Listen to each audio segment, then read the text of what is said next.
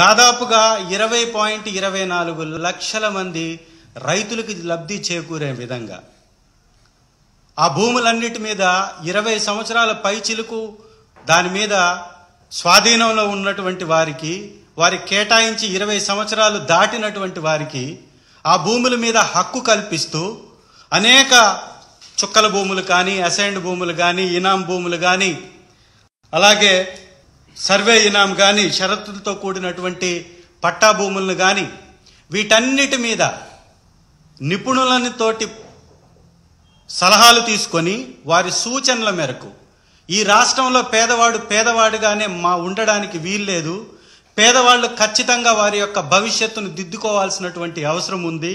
అత్యధికంగా దీనిలో దళితులు ఉన్నటువంటి వారు ఎక్కువగా ఉన్నారు. వారికి సంబంధించి దాదాపుగా అసైన్డ్ భూములు 15,21,160 మంది రైతులకు సంబంధించినటువంటి దాదాపు 27,41,698 ఎకరాలు దశాబ్దాలుగా వాళ్ళు సాగు చేసుకుంటున్నప్పటికీ హక్కు లేక వారు పేదవారుగానే ఉంటూ వారి బిడ్డల్ని కనీసం చదివించుకోవడానికి కూడా అర్హత లేక, ఆర్థిక స్తోమత లేక ఇబ్బంది పడేటటువంటి వారిని ఆదుకోవాలని తీసుకొచ్చినటువంటి ఒక మహా గొప్ప విషయాన్ని మీ అందరికీ తెలుసు. దాని ద్వారా అనేక మందికి లబ్ధి జరిగింది. ఇవాళ కూటమి నేతలు వారికి మాత్రమే మూటలనే విధంగా మంత్రి గారు అనగాని సత్యప్రసాద్ గారు ఈరోజు వారు కొన్ని వ్యాఖ్యలు చేశారు. అసెంబ్లీ సాక్షిగా కీలకమైనటువంటి వ్యాఖ్యలు చేశారు. 25,000 ఎకరాల అసైన్డ్ భూమి రిజిస్టర్ అయ్యాయంటే ఎందుకయ్యా మీకు అంత కడుపుమంట? ఏం కాకూడదా? పేదవాడు పేదవాడిగానే ఉండాలా? పెత్తందారిలాగానే ఉండాలా?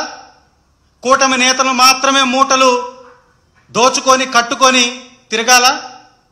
పేదవాడు తను 20 సంవత్సరాల నుంచి సాగు చేస్తున్నటువంటి భూమి మీద హక్కు పొందడం అనేది తప్ప? దీని మీద ఎందుకు మీరంతా ఈ రకమైనటువంటి పక్షపాత ధోరణి వ్యవహరిస్తున్నారో కూటమి నేతలు చెప్పాల్సినటువంటి అవసరం ఉంది. వీరు చాలా విచిత్రకరమైనటువంటి మాటలు మాట్లాడారు.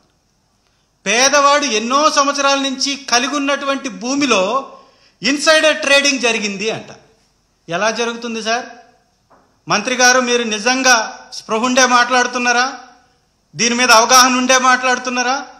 ఈ భూమి దశాబ్దాలుగా ఆ పేదవాళ్ళ దగ్గర ఉంది, ఆ దళితుల దగ్గర ఉంది, ఆ వెనుకబడినటువంటి వర్గాల దగ్గర ఉంది, ఆ మైనారిటీ సోదరుల దగ్గర ఉంది. దీనిలో ఇన్సైడ్ ట్రేడింగ్ ఎలా జరుగుతుంది?